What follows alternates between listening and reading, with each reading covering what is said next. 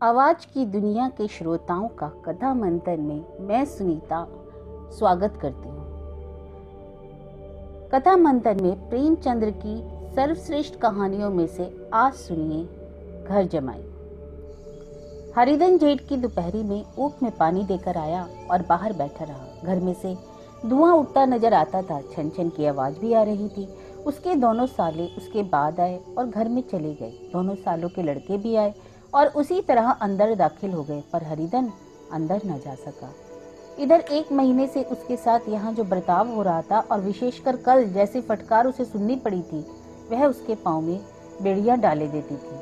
कल उसकी सास ही ने तो कहा था, मेरा तो जी भर गया तुमसे, मैं तुम्हारा जिंदगी भर का ठेका लिए बैठी हूँ क्या। और सबसे बढ़कर अब अपनी स्त्री की निष्ठुरता ने उसके हृदय के टुकड़े कर दिए थे। वह बैठी यह फटकार सुनती रही, पर एक बार भी उसके मुंह से यह ना निकला कि अम्मा तुम क्यों इनका अपमान कर रही हो। बैठी गट गट सुनती रही। शायद मेरी दुर्गति पर खुश हो रही थी। इस घर में वह कैसे जाए? क्या फिर वही गालियां खाने, फटकार सुनने? और आज इस घर में जीवन के 10 साल गुजर जाने पर यह हाल हो रहा है। मैं किसी से कम काम करता हूँ? दोनों साले मीठी नींद सो रहे हैं तो मैं बैलों को सानी पानी देता हूँ, छाटी काटता हूँ। वहाँ सब लोग पल पल पर चिल्लम पीते हैं। मैं आंख बंद किए अपने काम में लगा रहता हूँ। संध्या समय घर वाले गाने बजाने चले जाते हैं तो मैं घड़ी रात तक गायें भैंसे धोता रहता हूँ। उसका यह पुरस्कार मिल रहा है कि कोई खाने तक को नहीं पूछता, उल्टे गालियां मिलती हैं। उसकी स्त्री घर में से डोल लेकर निकली और बोली, जरा इसे कुएं से खींच लो, एक बूंद पानी नहीं है घर में। हरिधन ने डोल लिया और कुएं से पानी भर लाया। उसे जोर की भूख लगी हुई थी, समझा अब खाने को बुलाने आवेगी। मगर स्त्री डोल लेकर अंदर गई तो वहीं की हो रही। हरिधन थका मांदा क्षुधा से व्याकुल पड़ा पड़ा सो गया। सहसा उसकी स्त्री गुमानी ने आकर उसे जगाया। हरिधन ने पड़े पड़े कहा, क्या है, क्या पड़ा भी रहने न देगी? और पानी चाहिए? गुर्राते क्यों हो? गुमानी कटु स्वर में बोली, खाने को बुलाने आई हूँ। हरिधन ने देखा उसके दोनों साले और बड़े साले के दोनों लड़के भोजन किए चले जा रहे हैं। उसकी देह में आग लग गई। अब मेरी यह नौबत आ पहुंची कि इन लोगों के साथ बैठकर खा भी नहीं सकता। ये लोग मालिक हैं और मैं इनकी झूठन चाटूं? मैं इनका कुत्ता हूँ जिसे खाने के बाद एक टुकड़ा रोटी डाल दी जाती है? यही घर है जहाँ आज से 10 साल पहले उसका कितना आदर सत्कार होता था। साले गुलाम बने रहते, सास मुंह धोती रहती और स्त्री पूजा करती थी। तब उसके पास रुपए थे, जायदाद थी। अब वह दरिद्र है। उसकी सारी जायदाद को इन्हीं लोगों ने कूड़ा कर दिया। अब तो उसे रोटियों के भी लाले हैं। उसके जी में एक ज्वाला सी उठी कि इसी वक्त अंदर जाकर सास को और सालों को भिगो भिगो कर लगाए, पर जब्त करके रह गया और पड़े पड़े बोला, मुझे भूख नहीं है, आज ना खाऊंगा। गुमानी ने कहा, ना खाओगे मेरी बला से। हाँ नहीं तो खाओगे, तुम्हारे ही पेट में जाएगा, कुछ मेरे पेट में थोड़ी ना चले जाएगा। हरिधन का क्रोध आंसू बन गया। यह मेरी स्त्री है जिसके लिए मैंने अपना सर्वस्व मिट्टी में मिला दिया। मुझे उल्लू बनाकर यह सब निकाल देना चाहते हैं। वह अब कहाँ जाए, क्या करे? उसकी सास आकर बोली, चलकर खा क्यों नहीं लेते? रूठे थे क्यों हो? यहाँ पर तुम्हारे नखरे सहने को किसी में बूता नहीं है। जो देते हो वह मत देना, और क्या करोगे? तुमसे बेटी भी आई है, कोई तुम्हारी जिंदगी का ठेका तो नहीं लिया?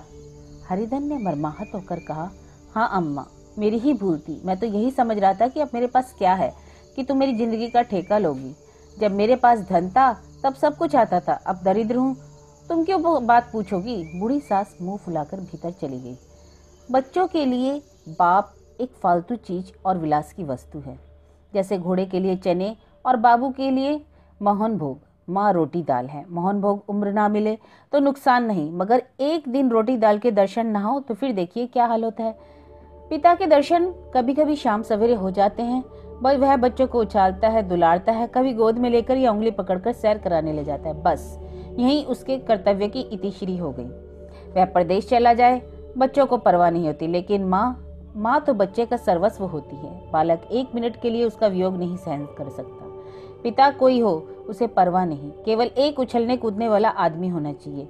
लेकिन माता तो अपनी ही होनी चाहिए, 16 आने अपनी, वही रूप, वही रंग, वही प्यार, वही सब कुछ। वह अगर नहीं है तो बालक के जीवन का स्रोत मानो सूख जाता है। फिर वह शिव का नंदी है जिस पर फूल या जल चढ़ाना लाजमी नहीं है, अख्तियारी है। हरिधन की माता का आज 10 साल हुए देहांत हो गया था। उस वक्त इसका विवाह हो चुका था। वह 16 साल का कुमार था, पर माँ के मरते ही उसे मालूम हुआ कि मैं कितना निसहाय हूँ। जैसे उस घर पर उसका कोई अधिकार ही ना रहा। बहनों के विवाह हो चुके थे, भाई दूसरा कोई था नहीं। बेचारा अकेले घर में जाते डरता, माँ के लिए रोता, पर माँ की परछाई से डरता। जिस कोठरी में उसने देह त्याग किया था उधर वह आंखें तक न उठाता। घर में एक बुआ थी, वह हरिधन को बहुत दुलार करती। हरिधन को अब दूध ज्यादा मिलता, काम भी कम करना पड़ता, और बुआ बार बार पूछती, बेटा कुछ खाओगे? बाप भी उसे प्यार से पेश आता, उसके लिए अलग एक गाय मंगवा दी। कभी कभी उसे कुछ पैसे भी दे देता, जैसे चाहे खर्च करे। पर इन मरहमों से वह घाव पूरा न होता जिसने उसकी आत्मा को आहत कर दिया था। यह दुलार और उसे बार बार माँ की याद दिलाता। माँ की घुड़कियों में जो मजा था वह क्या इस दुलार में था? माँ से मांग कर, लड़कर, ठुनक कर, रूठ कर लेने में जो आनंद था वह क्या इस भिक्षादान में था? पहले वह स्वस्थ था, मांग कर खाता, लड़ लड़ कर खाता। अब वह बीमार था, अच्छे से अच्छा पदार्थ उसे दिए जाता पर भूख ना थी। साल भर तक वह इस दशा में रहा। फिर दुनिया बदल गई। एक नई स्त्री, जिसे लोग उसकी माता कहते थे, उसके घर आई और देखते देखते काली घटा की तरह उसके संकुचित भूमंडल पर छा गई। सारी हरियाली, सारे प्रकाश पर अंधकार का पर्दा पड़ गया। हरिधन ने इस नकली माँ से बात तक ना की, कभी उसके पास तक नहीं गया। एक दिन घर से निकला और ससुराल चला आया। बाप ने बार बार बुलाया, पर उनके जीते जी वह फिर कभी उस घर में ना गया। और जिस दिन उसके पिता के देहांत की सूचना मिली, उसे एक प्रकार का ईर्ष्या में हर्ष हुआ। उसकी आंखों में आंसू की एक बूंद भी न आई। इस नए संसार में आकर हरिधन को एक बार फिर मातृ स्नेह का उसकी सास ने ऋषि वरदान की भांति उसके शून्य जीवन को विभूतियों से परिपूर्ण कर दिया। मरुभूमि में हरियाली उत्पन्न हो गई। सालियों की चुहल, सास का स्नेह, सालों के वाक विलास और स्त्री के प्रेम से उसके जीवन की सारी आशंकाएं पूरी हो गई। सास कहती, बेटा तुम इस घर को अपना ही समझो, तुम मेरी आंख के तारे हो। वह उससे अपने लड़कों को बहुओं की शिकायत करती। वह दिल से समझता कि सास मुझे अपने बेटों से ज्यादा मानती है। बाप के मरते ही वह घर गया, अपने हिस्से की जायदाद को कूड़ा करके रुपयों की थैली लिए आप पहुंचा। अब तो उसका दूना आदर सत्कार होने लगा। उसने अपनी सारी संपत्ति सास के चरणों पर अर्पण करके जीवन को सार्थक कर दिया। अब तक उसे कभी कभी घर की याद आ जाती थी, पर अब भूलकर भी उन्हें याद न करता, मानो वह उसके जीवन का कोई भीषण कांड हो। वह सबसे पहले उठता, सबसे ज्यादा काम करता। उसका मनोयोग और परिश्रम देखकर गांव के लोग दांतों तले उंगली दबाते, उसके ससुर का भाग बखानते, जिसे ऐसा दामाद मिल गया। लेकिन ज्यों ज्यों दिन गुजरते गए उसका मान सम्मान घटता गया। पहले देवता था, फिर घर का आदमी और अंत में घर का दास हो गया। रोटियों में भी बाधा पड़ गई, अपमान होने लगा। अगर घर में लोग भूखों मरते और साथ में उसे भी मरना पड़ता तो उसे जरा शिकायत ना होती। लेकिन जब देखता है कि और लोग तो मुझे पर ताव दे रहे हैं, केवल मैं ही दूध की मक्खी बन गया हूँ, तो उसके अंतस्थल पे एक लंबी ठंडी आह निकल आती। तभी उसकी उम्र 25 ही साल की तो थी। इतनी उम्र में इस घर में कैसे गुजरेगी? और तो और उसकी स्त्री ने भी आंखें फेर ली। यह उस विपत्ति का सबसे क्रूर दृश्य था।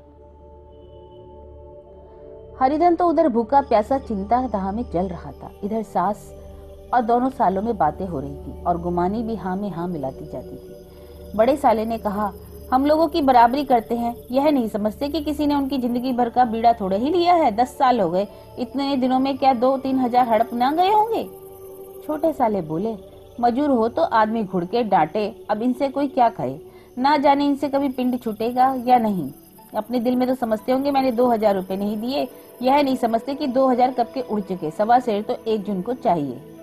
सास ने गंभीर भाव से कहा, खुराक तो बड़ी भारी है। गुमानी माता के सिर से जूं निकाल रही थी, सुलगते हुए हृदय से बोली, निकम्मे आदमी को खाने के सिवा और काम ही क्या रहता है? बड़े, खाने की तो कोई बात नहीं, जिसकी जितनी भूख है उतना खाए, लेकिन कुछ पैदा भी तो करना चाहिए। यह नहीं समझते कि पहनोई में के दिन कैसे कटे हैं। छोटा, मैं एक दिन कह दूंगा कि अपनी राह लीजिए, आपका कर्जा नहीं खाया है। कुमानी घर वालों की ऐसी ऐसी बातें सुनकर अपने पति से ही द्वेष करने लगी थी। अगर वह बाहर से 4 पैसे लाता तो इस घर में उसका कितना मान सम्मान होता, वह भी रानी बनकर रहती। ना जाने क्यों बाहर जाकर कमाते उनकी नानी मरती है। गुमानी की मनोवृत्तियां अभी तक बिल्कुल बालपन की सी थी। उसका अपना कोई घर ना था, उसी घर का हित अहित उसके लिए प्रधान था। वह भी उन्हीं शब्दों में विचार करती, इस समस्या को उन्हीं की आंखों से देखती जैसे उसके घर वाले देखते थे। सच तो 2000 रुपए में क्या किसी को मोल ले लेंगे? 10 साल में 2000 होते ही क्या है? क्या 2 आदमी साल भर में 200 भी ना खाएंगे? फिर कपड़े लत्ते, घी, दूध, सभी कुछ तो है। 10 साल हो गए, एक पीतल का छल्ला नहीं बिना। घर से निकलते तो जैसे इनके प्राण निकलते हैं। जानते हैं, जैसे पहले पूजा होती थी वैसे ही जन्म भर होती रहेगी। यह नहीं सोचते कि पहले और बात थी और अब और। बहू ही पहले ससुराल जाती है तो कितना मातम होता है। उसकी डोली से उतरते ही बाजे बजते हैं। गांव मोहल्ले की औरतें उसका मुंह देखने आती हैं और रुपए देती हैं। महीनों उसे घर भर से अच्छा खाने को मिलता है, अच्छा पहनने को। कोई काम नहीं लिया जाता उससे, लेकिन 6 महीनों बाद उसकी कोई बात तक नहीं पूछता। वह घर भर की लौंडी हो जाती है। उनके घर में मेरी भी तो वही गति होती। फिर काहे करो ना जो यह कहो मैं तो काम करता हूँ, भूल तो तुम्हारी है। मजूर की और बात है। उसे आदमी डांटता भी है, मारता भी है। जब चाहता है रखता है, जब चाहता है निकाल देता है। कसकर काम लेता है।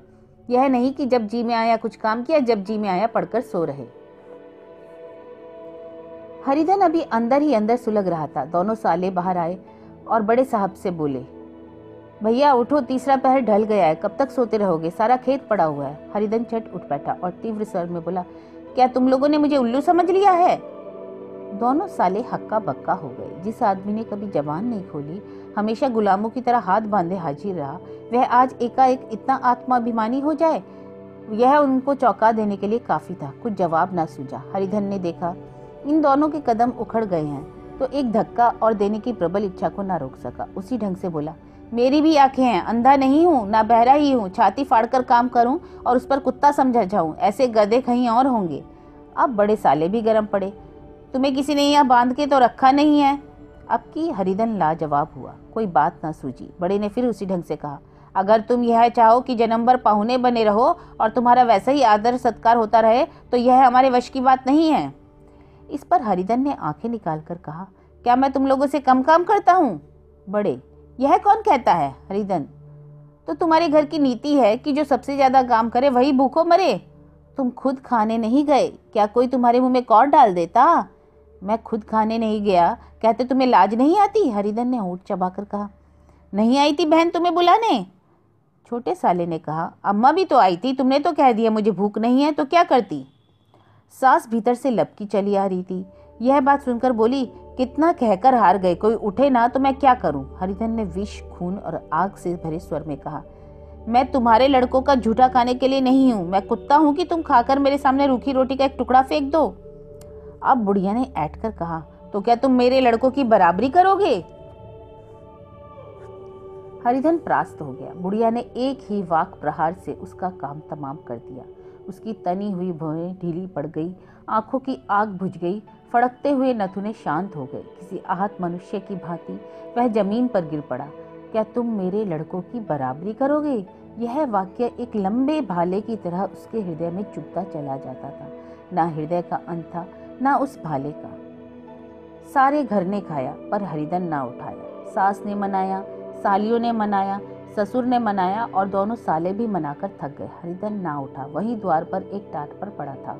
उसे उठाकर सबसे अलग कुएं पर ले गया और जगत पर बिछाकर पड़ा रहा। रात बीत चुकी थी।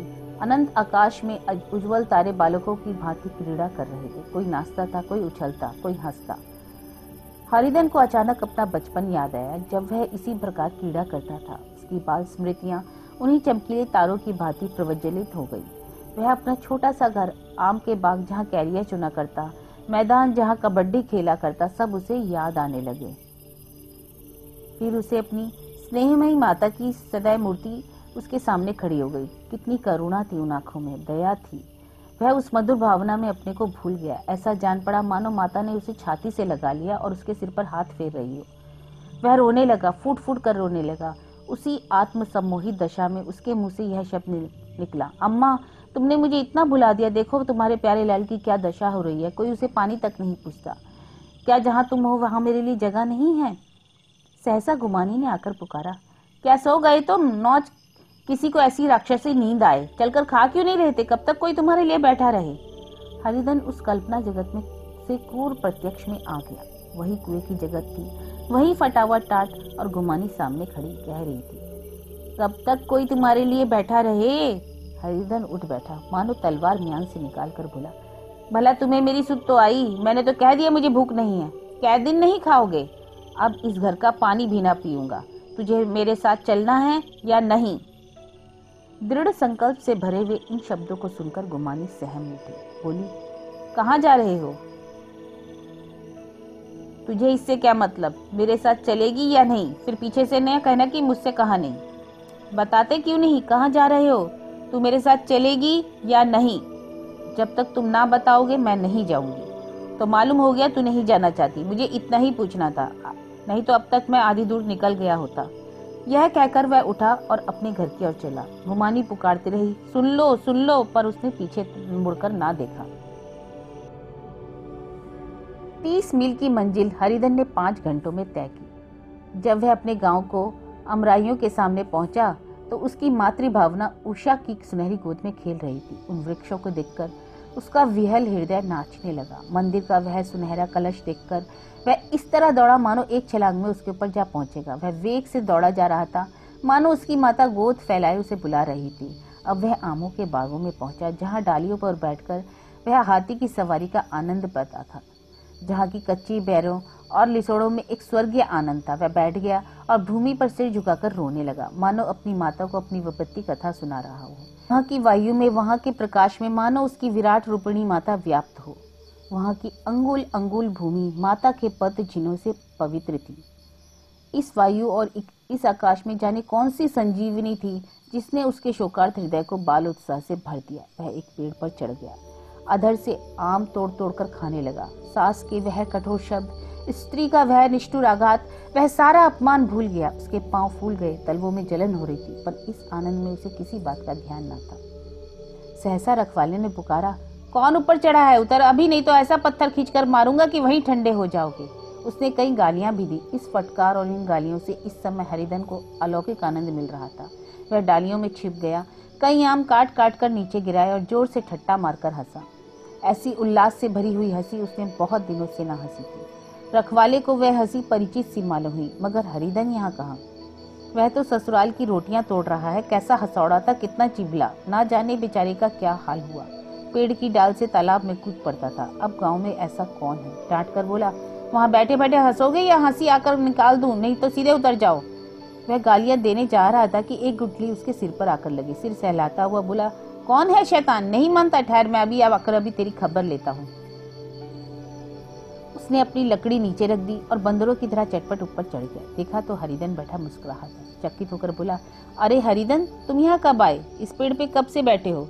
दोनों बचपन सखा वहीं मिले। हाँ, कब आए? चलो घर चलो भले आदमी, क्या वहाँ आम भी मैसर न होते थे? हरिधन ने मुस्कुराकर कहा, मंगरू, इन आमों में जो स्वाद है वह और कहीं के आमों में नहीं। गाँव का क्या रंग ढंग है मंगरू, सब चैन चैन है भैया। तुमने तो जैसे नाता ही तोड़ लिया। इस तरह कोई अपना गांव भर छोड़ देता है? जब से तुम्हारे दादा मरे सारी गृहस्थी चौपट हो गई। 2 छोटे छोटे लड़के हैं, उनके किए क्या होता है? हरिधन, मुझे अब उस गृहस्थी से क्या वास्ता भाई, मैं तो अपना ले दे चुका। मजूरी तो मिलेगी ना, तुम्हारी गैया मैं ही चरा दिया करूंगा, बस कुछ खाने को दे देना। मंगरू ने अविश्वास भाव से कहा, अरे भैया कैसी बात करते हो? तुम्हारे लिए जान तक हाजिर है। क्या आप ससुराल में ना रहोगे? कोई चिंता नहीं, पहले तो तुम्हारा घर है, उसे संभालो। छोटे छोटे बच्चे हैं, उनको पालो। तुम्हारी नई अम्मा से नाहक डरते थे, बड़ी सीधी है बेचारी, बस अपनी माँ समझो। तुम्हें पाकर तो निहाल हो जाएगी। अच्छा, घरवाली को तो लाओगे? मैं अब उसका मुंह ना देखूंगा, मेरे लिए वह मर गई। मंगरू, तो दूसरी सगाई हो जाएगी। अब की ऐसी मेहरिया ला दूंगा कि उसके पैर धो धो कर पियोगे। लेकिन कहीं पहले वाली आ गई तो? हरिधन, वह ना आएगी। हरिधन अपने घर पहुंचा तो दोनों भाई भैया आए कहकर भीतर दौड़े और माँ को खबर दी। उस घर में कदम रखते ही हरिधन को ऐसी शांत महिमा का अनुभव हुआ मानो वह अपनी माँ की गोद में बैठा हुआ है। इतने दिनों ठोकरे खाने से उसका हृदय कोमल हो गया था। जहाँ पहले अभिमान था, आग्रह था, हेकड़ी थी, वहाँ अब निराशा, पराजय थी और याचना भी थी। बीमारी का जोर कम हो चला था, अब उस पर मामूली दवा भी असर कर रही थी। वही घर जिसमें वह एक दिन विरक्त हो गया था, अब गोद फैलाए उसे आश्रय देने को तैयार था। हरिधन का निराला मन यह आश्रय पाकर मानो तृप्त हो गया। शाम को माता ने कहा, बेटा तुम घर आ गए, हमारे धन भाग, अब इन बच्चों को पालो। माँ का नाता न सही, बाप का तो है। मुझे एक रोटी दे देना, खाकर एक कोने में पड़ी रहूंगी। तुम्हारी अम्मा से मेरी बहन का नाता था, उस नाते से भी तुम मेरे लड़के होते हो। हरिधन की मातृ विहल आंखों को भी माता के रूप में अपनी माता के दर्शन हुए। घर के एक एक कोने से मातृ स्मृतियों की छटा चांदी की भांति छुटकी हुई थी। विमाता का प्रौढ़ मुखमंडल भी उसी छटा से रंजित था। दूसरे दिन हरिधन फिर कंधे पर हल रखकर खेत को चला। उसके मुख पर उल्लास था और आंखों में गर्व। वह अब किसी पर आश्रित नहीं था, वह आश्रयदाता था। किसी के द्वार का भिक्षुक नहीं, घर का रक्षक था। एक दिन उसने सुना गुमानी ने दूसरा घर कर लिया है। माँ से बोला, तुमने सुना काकी, गुमानी के ने घर कर लिया? काकी ने कहा, घर क्या कर लेगी, ठट्टा है, बिरादरी में ऐसा है, पंचायत नहीं है, अदालत तो है। हरिधन ने कहा, नहीं काकी, बहुत अच्छा हुआ, ला महावर जी को लड्डू चढ़ाऊं। मैं तो डर रहा था कहीं गले में ना आ पड़े, भगवान ने मेरी सुन ली। मैं वहां से यही ठान कर चला था कि अब उसका मुंह ना देखूंगा। तो यह कहानी थी प्रेमचंद्र द्वारा रचित घर जमाई।